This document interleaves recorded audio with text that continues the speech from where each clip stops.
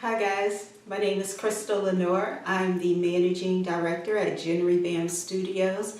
As always, thank you for joining me today. I'm excited to share this space with you. I hope everyone had a great day. And with that, let's go ahead and get into the topic of today's show. So the topic for today's show is the issue of leadership in the Black community. I know another tough topic here, but it's definitely something that needs to be talked about. So let's go ahead and talk about it. So what propelled me to talk about this particular topic is that I see African Americans being taken advantage of by everyone at all levels of life. And it particularly comes in the form of people advocating for us somehow, or trying to lead our group, or serve as some type of mentor, some type of guru. Is literally coming from everywhere, guys. And I was thinking about it one day. I was just really thinking about it real hard, and I was like, why does it seem like our people are always in this place of yearning for someone to come forward and speak on our behalf, or for some entity or organization to stand for us? And if you think about it from this perspective, since the first time that we entered this country, our ancestors entered this country, we have always been led by someone. If you think about it, while our ancestors were in slavery, while they were on the plantation, they were led by the slave master. After slavery was abolished, after that we were always led by people or entities again. There was the NAACP, which was created by W.E.B. Du Bois and co-founded by Ida B. Wells, and some other people. Then you had Booker T. Washington. There was Marcus Garvey at one point. Who else? Martin Luther King Jr., Malcolm X. So we have always had people come forward on our behalf and advocate for us in some way or form. So our people have innately become accustomed to that type of leadership. And so in some ways that makes us vulnerable, because other people realize that, and even people within our own group, they realize that we are a group that we have always had someone, and since we look for that a lot of times, it makes it easy for people to prey upon us. So what I want to do today in this video is talk about what good leadership looks like, and how to discern good leadership. And the reason why I use the word discern is because when you are not able to come to a sound conclusion about something, when information is not readily available, or you can't quite put your finger on it, but you feel like something's not right, it's good to always be able to be a discerning person. And what discernment is the quality of being able to perceive, comprehend, or grasp a situation even when information is not readily available, or it's obscure, meaning that it's shrouded in darkness, it's mysterious somehow, right? And what I notice with a lot of our young people is that they don't have a spirit of discernment. And I see them engaged in so many different activities and just following behind so many people who do not have their best interests at heart. And it's very heartbreaking to see it, because a lot of times the clues are right there in their face. And even sometimes you see older people. And so, the clues are just right there. And sometimes I'm thinking to myself, why can't they see it? Like, what's wrong? Why can't they see it? And it goes back to the spirit of discernment. They're just not discerning individuals. So we're going to talk about that, about what steps you can take towards being a more discerning individual. But right now what we're going to go ahead and do is get into what good leadership looks like, and then we'll go into the discernment piece after that. So first, we're going to talk about what leadership is. So let me define leadership real quick. So a leader is someone who leads a person, a group, a company or organization or a country. A leader is someone that motivates a group, rallies them around a purpose, and he leads them towards his or her vision. A leader is someone that encourages. A leader is someone that directs. A leader is someone that sees breakdowns in systems, and they offer up solutions. They offer up those solutions, and then they rally people around those solutions, motivate them, and then guide them in the right direction towards obtaining those goals, to accomplish that purpose and to accomplish whatever their mission is. So a leader is a director in a sense. So with that, let's talk about what a good leader looks like. Now, a good leader should, number one, off the break, off the jump, number one, a good leader should always have strong moral character. Strong moral character. What is character? A character is the summation of a person. That's your mental and distinctive traits, distinctive to you, because everyone has different character, right? So what's distinctive to you, what is inherent to you may not be inherent to someone else. Please excuse the noise. I think there's like a helicopter or something passing by. I live in DC. These type things are common. So please, please ignore that. But so with that, good, strong moral character. So what encompasses good, strong moral character? Integrity, honesty. Honesty is very important. You want honesty in your leader. Strong moral principles, values. This is an internal belief system that is incorruptible, that resides within a leader, and it is consistent, and it guides their day-to-day activities. It guides their conduct. Again, it is incorruptible. There is nothing that anyone can do to corrupt this internal moral belief system that they have, which is what we know as strong moral character. So strong moral character is important. That's number one, and every leader should have it. Number two, purpose. Every leader should have a purpose, and this is their why. It's another chopper. I don't know what's going on. Yeah. So I live in the city. I live in DC. So, all right. So purpose. Purpose is important. A leader should always have a purpose. This is their why. This is their mission. Why do they do what they do? So your leader should always have a purpose. Number three, a leader should always be confident.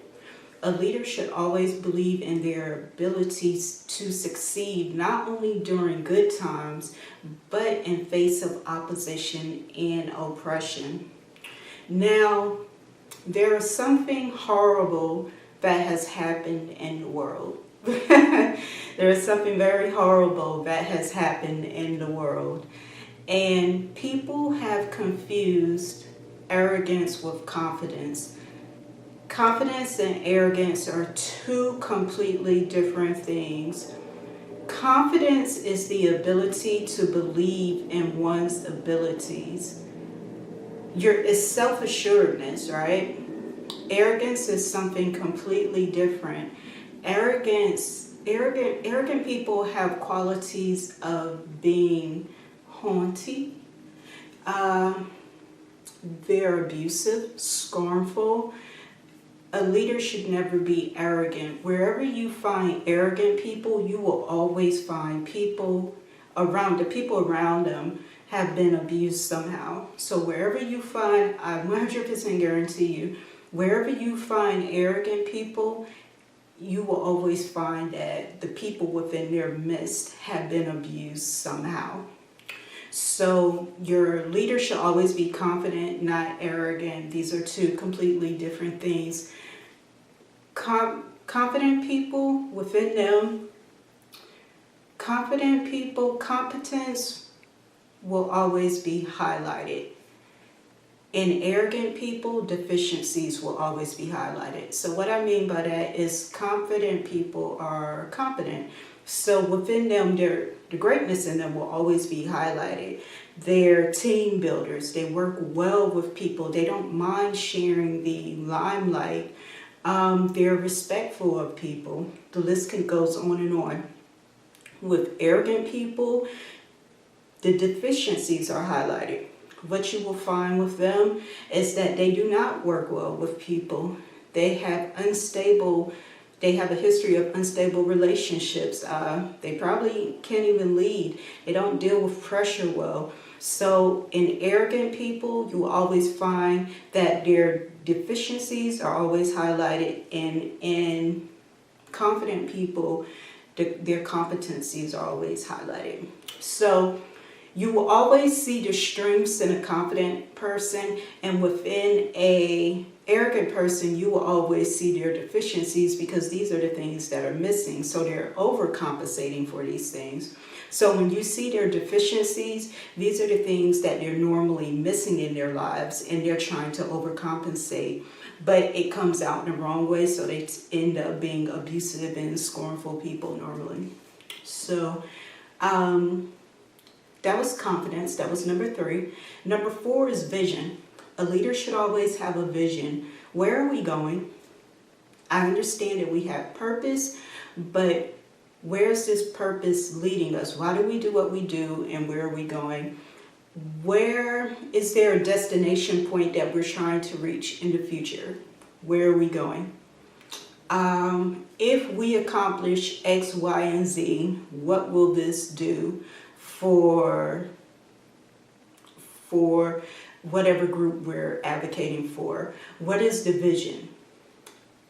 A good leader always has a vision.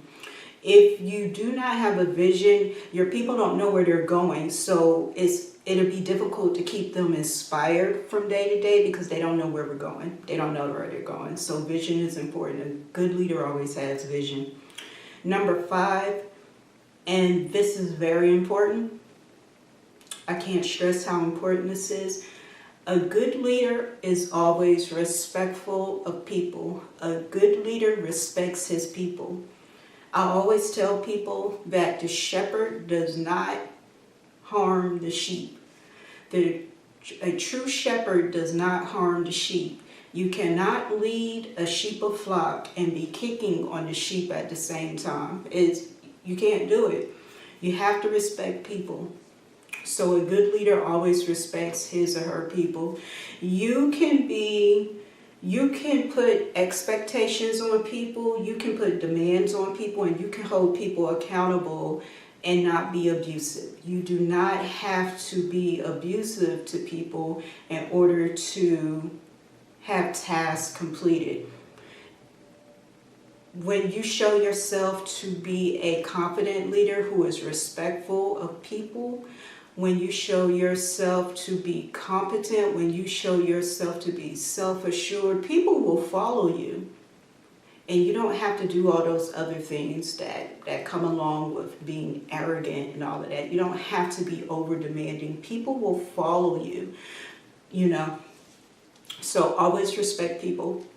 So next, let's talk about, we're getting ready to go into the discernment piece. Now let's talk about critical thinking real quick. So everyone should always be good critical thinkers. And critical thinking is the ability to formulate strong arguments while being able to gather information from multiple sources. So it's the ability to formulate arguments utilizing different sources of information from reputable venues venues, I guess is the right word used. So an example of that would be when you're formulating a good argument, you can retrieve information from lived experiences, communication, religion, moral thinking, philosophical thinking, scientific thinking, what else? Moral thinking. There are a lot of different resources for formulating a strong argument, right? So let's say that you do not have the resources available to formulate a strong argument, a sound argument. This is when discernment is important. Discernment is the ability to be able to comprehend and grasp when sound information is not available, or something is obscure, meaning that it's shrouded in darkness, or it's not perceptible to the naked eye. So this is why the spirit of discernment is important. So religious people would recognize that discernment as being spiritual guidance from God, a supreme power, or a divine spiritual source. This is how spiritual people and religious people recognize our discernment.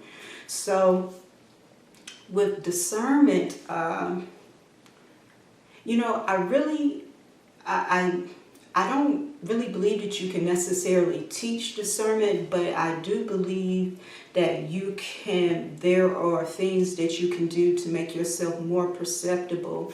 And what I'm talking about is really becoming in tune with yourself, your innate self, who you are as a person, becoming in tune with yourself and learning how to be at one with your environment. So whenever you find yourself in situations that you shouldn't be in, or whenever you find yourself being led by the wrong people, you can have that spirit of discernment. And even when you don't know why you're feeling some of the things you're feeling, you trust yourself enough to say, you know what, I don't know why I feel the way I do, but something's wrong with that person. And I don't know what it is, but I'm going to trust myself, and I'm going to not follow this person, or I'm going to take myself out of this situation because it's not the best situation for me. A lot of people don't know how to do that because they're not in tune with themselves. So what I'm going to talk to you about is ways to be more in tune with yourself so that you can have the spirit of discernment and save yourself from heartbreak and, just a lot of catastrophe in the end. So number one, beauty distracts. What do I mean by that? Take the blinders off. Beauty distracts every time. Don't be swayed by a nice pair of toned legs, nice set of dimples, hazel eyes, nice tailored suit. Don't be swayed by those things. Don't be swayed by the outer appearance, right? Because that's how people are led astray all the time, because beauty distracts. Now with that, if you go to a bank and you're getting ready to take out a loan, I don't expect for the loan officer to come out with a pair of joggers on, right? I do not expect that. But I do expect that you should put aside the physical and learn to be in tune with everything that's going on around you. A lot of times people are deceived in life because they just get too caught up in the outer appearance.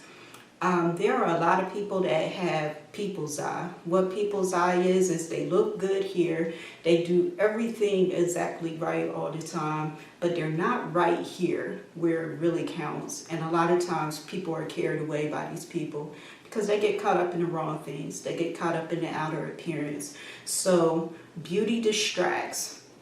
Put that out your mind. Don't worry about that.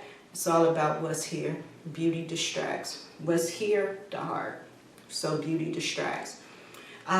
Number 2, watch. Watch everything around you. Learn to be observant. Watch what people are doing. See if they're consistent in their habits. And more importantly, don't watch what they're doing when they're in front of you. Watch what they're doing when they're in front of you, but learn to watch people when they think that no one is watching them. That's when you learn the truth about people. That's when you find out who the real person is. So always be observant. Watch. That's number 2. Number 3, listen. I don't think that we do enough listening in this day and age. And the reason why I say that is because we're always consumed with other things. In today's world, there are just so many different distractions. We can text, just YouTube on your phone, sidebar conversations always going on. So learn to listen. I'm going to give you an example. In the Black community, we have a lot of people that I refer to as talking heads that advocate for us, right? And we have a lot of intelligent Black people in the Black community, but I kind of see them as just talking heads, right?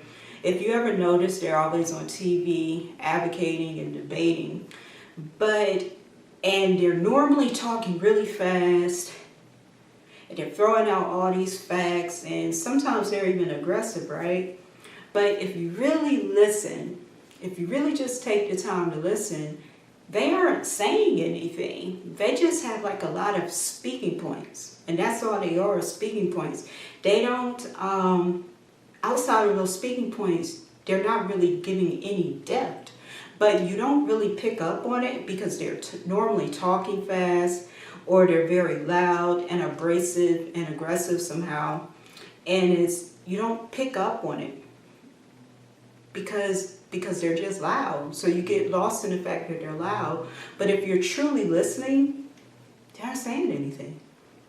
Yeah, they're throwing out a lot of facts, but these are just speaking points, which usually indicates that they probably don't really know what they're talking about, but they know just enough to make it appear as they do. So learn to listen to people, and you will, you will hear things that you never thought that you would hear, that you probably missed before. Just learn to listen. Learn to be still and just listen. Number 4, and number 4 is important because it ties into number 5. Number 4 is declutter. What I mean by declutter is push everything that's negative out of your life, whether that be relationships, music, TV. News is a good one. The news can be really negative sometimes, so I try to consume as less of it as possible, but it's kind of hard because I do this, so I have to know what's going on. But learn to fill yourself with positive and beautiful things. Fill yourself with beautiful relationships.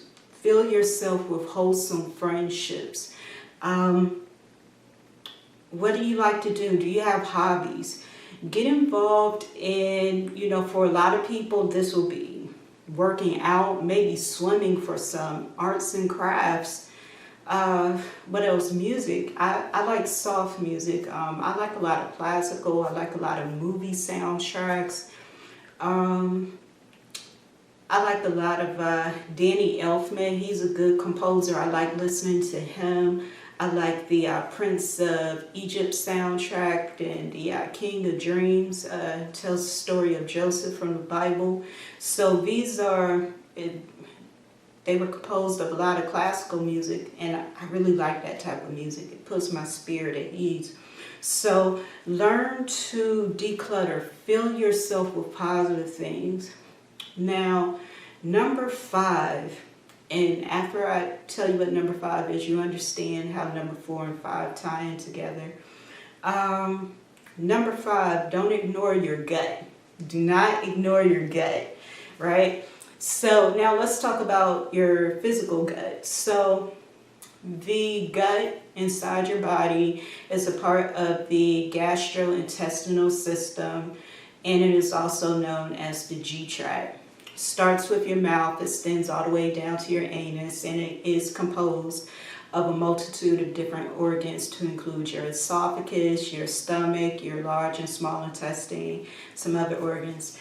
And so, but within the gut, in addition to being a part of the digestive tract, the gut also houses a large amount of good bacteria, which is used to fight off illnesses in our body. And it expels negative, bad bacteria. So with that, if you go back to what I said about declutter at number 4, when you think about the function of our gut, right?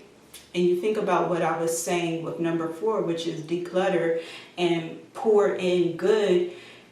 If you think about the function of the gut, and then you think about what I was talking about with declutter, when you pour in all these positive things in your life, whenever something negative is being introduced into your life, your body will be like, what are you doing? What is that? Like, this is our ecosystem and it's pure. What is that? That's negative. The old saying, listen to your gut, is actually very logical, because there's also scientific evidence that has been researched and proven that the gut supports the immune system, and it protects the brain, prevents harmful bacteria from negatively impacting the brain. I will put that link in the description box, because I do not want to mess up this great research that has been done by scientists. So I will put the link to that and this research in the description box. But there is scientific research to prove that.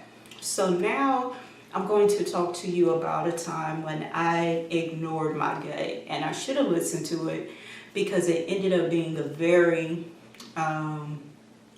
negative situation. And if I would have listened to my gut, I would have saved myself the pain and the heartache which followed in the aftermath. So the story of Jen Revamp Studios is a long story that spans almost a decade.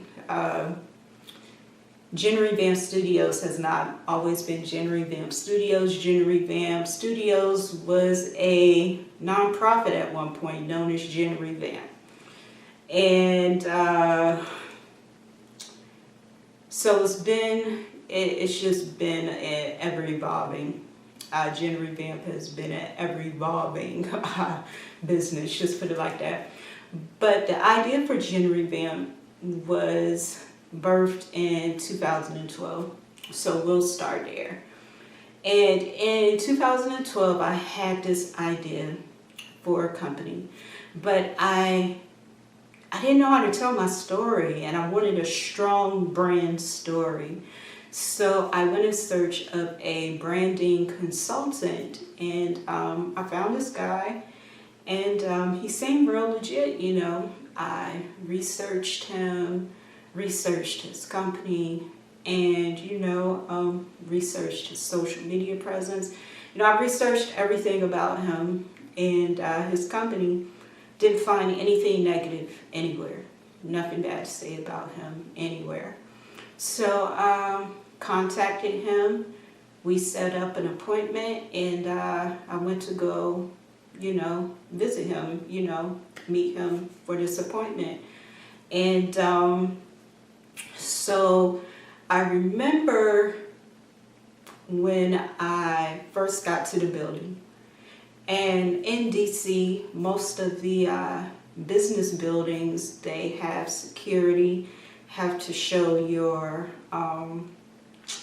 ID to get into a lot of these buildings, your license, I mean, and license or ID rather, and then a lot of them you have to get buzzed in, and so this was at this type building. I had to be buzzed in, so I rang the buzzer, and he came downstairs. Well, I think I called. Did I ring the buzzer? It was one or two, but either way, he had to come downstairs, and he came to get me, and so that we could go up to his office. And red flag number one, I remember when he came downstairs, we introduced one another, and then we introduced one another, to one another. And it was just like a brief moment where we were looking at one another. And it was this weird feeling that I had inside of me. I had never felt anything like that before. And I felt like he was literally rotating around me. And I didn't know what was going on. And I was like, man, like, what in the world is that? But I didn't pay any attention to it. And that was the first red flag, because I felt something before I even got into the building and went up to his office. So after that, we walked up, went into his office. His office was amazing. It was beautiful. This is one thing I'll say, and that's why I was attracted to him. His business, his style, and his ability to design was on point. So his office was absolutely immaculate. It was beautiful. And so he sat at his desk, and I sat on the couch, I believe it was a couch, and we were talking, and I was telling him about my idea, telling him what the scope of my business was. And I want to say 5 minutes into that conversation, I felt sick to my stomach.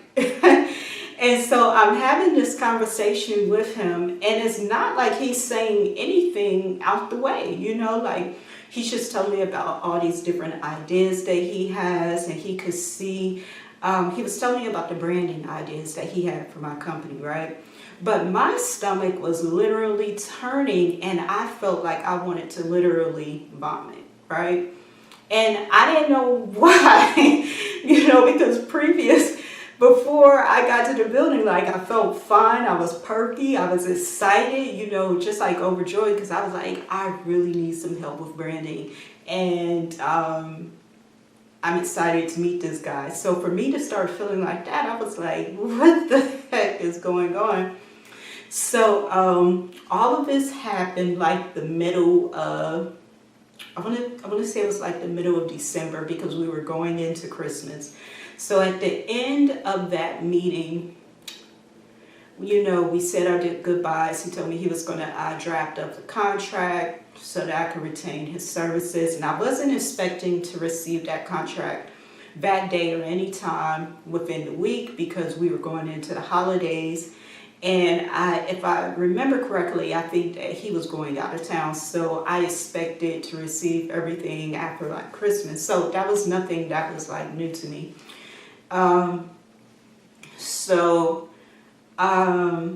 But leading up to the holidays, I remember, so after I left like his office, even though I had like these feelings, I still didn't feel, I wasn't really, thinking anything was wrong. But as time went on, I remember I started having like these feelings, these sensations again. And something was like, Crystal, better look online, look online. And so, something was like, Crystal, you need to look at his website. You need to look at his social media. And I looked at his social media, and I looked at his website, and his branding had completely changed. Like everything about him had completely changed. And it was like he was a totally different person. And I was looking at some of the jargon that he was using in his marketing and his website, and it was everything that I had spoke to him about for my business, and he had merged it into his business. And so I was like, what the heck is going on, right? So like I was completely floored. Like I was not expecting this. So I contacted some people, and like I emailed him, and I also sent him a cease and desist letter. Yeah. And that's when things got really heated, when he got that letter, and he sent me an email back, and because I knew that he had took my ideas that I spoke to him about, and he integrated them into his business just that quick. And so he sent me an email, and he got really indignant really quick. And he was pretty much like, I don't have to take anything from you. I've done X, Y, and Z. And then he made a remark about some things that he had done in the community. Like he was into like volunteering and all these other different things. But when I read that part, I knew what it was right then. And that was a subtle way of telling me that people will believe me before they believe you. So I found this is a long-winded story. Didn't want to get this long, but so I filed a petition with the court to have my case heard before the court, and I also retained a lawyer to look over my case. And my lawyer was like, you have something here, but because of the way it happened, it's going to be very difficult to prove because ideas are not protected. It wasn't like I had anything tangible. It wasn't like I had anything on a CD or tape. And it wasn't like I had like a website up or anything. These are just ideas that I had, but I knew what it was because of what me and this guy had talked about. I knew what it was because we had this conversation. I knew what I had told him. And so, my lawyer was like, it's going to be very hard. And, if I take your case, this is what is going to be per hour. And I think he quoted me something like, I want to say it was maybe like $150 or almost maybe like $200 an hour just to retain his services. And this is for a copyright lawyer, trademark lawyer. And this was very typical for this area because it's DC, and it's just higher price quality, higher living area. The cost of living here is very high, right? So this was nothing that was exclusive to this lawyer. All the lawyers in the area were charging us. So I couldn't afford it. At the time, I could not afford it. And just to have him look at it, I was charged just to have him look at it to even determine if I could, if I even had a case. I was just that desperate. I was trying to see if I even had something. Because at first I was like, okay, when I realized I wasn't going to be able to afford this lawyer, I was like, okay, I can fight it on my own. But then when I seen the logistics of it, I was like, it's going to be hard. And there was something else that was really bothering me about the whole thing. He was someone that was well established within the community. And what I mean by that is what I talked about earlier, which is someone that has people's eye. And I'm about to say something, and so before I say it, I don't want anyone to feel any type of way. And if I have any black guys in the audience, this is definitely not a platform where black men will be bashed, right? There's not one of those type platforms, but this is my story and this is what happened to me. So please respect that. And, you know, and even females, you know, this is just my story and this is what happened. So this was a black guy. He was, you know, pretty respected in the community. So I knew that it was going to turn into a situation where it was like, why are you saying this about this good black man? And because of who he was, I had, up to that point, I had went through so much in my life. And, you know, there was a period of time where I was in the Army, I went to Iraq, I came back, I had PTSD, I was struggling with that. There was a period of time where I was even homeless for a little while. So I went through like a lot of bad things in a short period of time right before this situation that occurred. So I didn't have, at that time, I'm a totally different person now, but at that time I did not feel that I had enough cards in my bag to really stand against him. And I felt like it was going to turn into a thing where it would turn into character assassination. And I did not want that. I didn't want to go through that. And so I ended up letting the case go, which was one of the hardest things that I ever did, because I felt so violated and I felt so taken advantage of. But and it was a hard situation because after that he began subliminally sending messages to me on his social media, and he was saying things like, oh, you know, people always trying to bring down a good black man, God bless, you know, all these different things like that. And it was very hurtful because I knew that something happened to me, but I didn't have the financial means to take care of to defend myself. And then there was a social and cultural aspect to it that I could not overcome. And so, but I said all of that to basically say that this was a time, to give you an example, that this was a time when my gut, I was in sync with my environment, I was in tune with my body, and I did not listen to my gut. And my gut was sending me the warning signs. As soon as I hit that building and I set eyes on that man, my gut was telling me, Crystal, don't do it. But I didn't listen. And, you know, that served as it was a learning lesson. That was something that was my real introduction into business, I guess you could say. And after that, that situation, I learned how to protect myself better with my ideas and just everything in general. So one could say it was a lesson that needed to be learned. Unfortunately, you learn things hard way sometimes, but I also think that it was one of those things that could have been avoided because my gut told me and I ignored my gut. So that was number 5. Do not ignore your gut. Number 6, don't make a deity of anyone.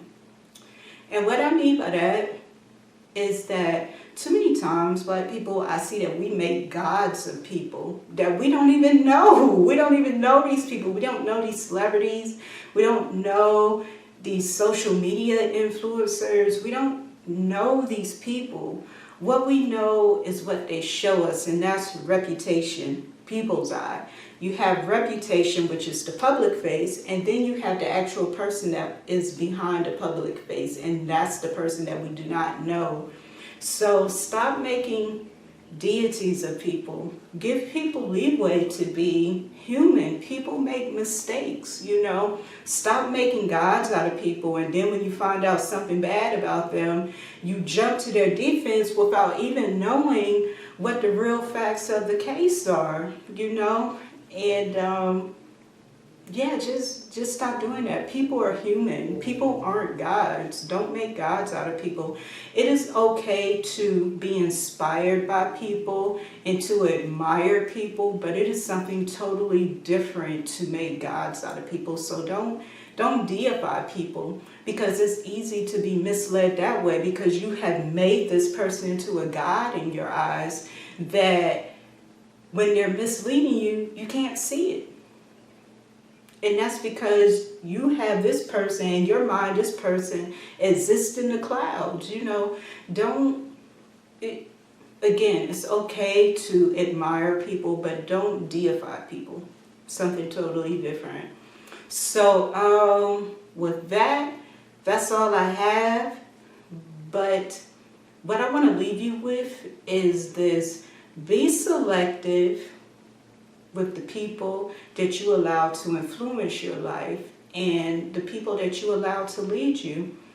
Everyone shouldn't be allowed, and everyone shouldn't be allowed to influence you.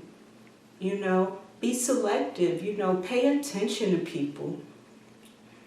Remember, a leader always has good moral character. What is moral character? Integrity. Morals, values, that's a non-negotiable internal belief system that is incorruptible. They have purpose, they have confidence, not arrogance, confidence. Arrogance hurts people. Arrogance undermines people. Arrogance is scornful, it's abusive. It's totally different from confidence. Vision. Where are we going? Why am I following you? Where are we going? A good leader should always be able to convey their vision to you. And a good leader always respects their people. A good leader does not mistreat people. Always remember that. If you're in the midst of someone that calls themselves a leader and they're mistreating their people, then this is not a leader that you want to follow. All right? Point blank period. This is not someone that you want to follow. We cannot rationalize abuse. All right? There's no way to do that. With discernment, important again, be in tune with your body. Learn to be in tune with your environment. Again, release, relax. Learn to be in tune with yourself and be in tune with your environment. Listen to your gut, because sometimes your body is picking up on things, your inner man is picking up on things, and they're trying to tell you. And I think a lot of times we ignore and we just go with what we think we see without truly knowing. But something inside of us, which is always working 24 hours a day, is saying, no, don't. This is not the way. Do not. All right? So let's go over what discernment is again. Beauty distracts. Number 1, beauty distracts. Number 2, watch. Watch everything. Number 3, listen. Listen to everything. Number 4, declutter. Fill yourself. Fill yourself with beautiful things. Fill yourself with beautiful sounds. Protect your eyes. Don't watch everything. What you put into yourself is what you will be, right? Number 5, listen to your gut. Don't ignore your gut. And number 6, don't make a deity of anyone. Don't make a deity of anyone. And far too many times our people are led astray because they do that. So with that, that's all I have for you today. As always, thank you for joining me. I'm excited to share this space with you. Get in the comment section. Leave your thoughts on the video. Let me know what you think. Like, comment, subscribe, share the video. And with that, I'll see you in the next video. Peace. Again, thank you for sharing this space with me. Always a pleasure. Thank you.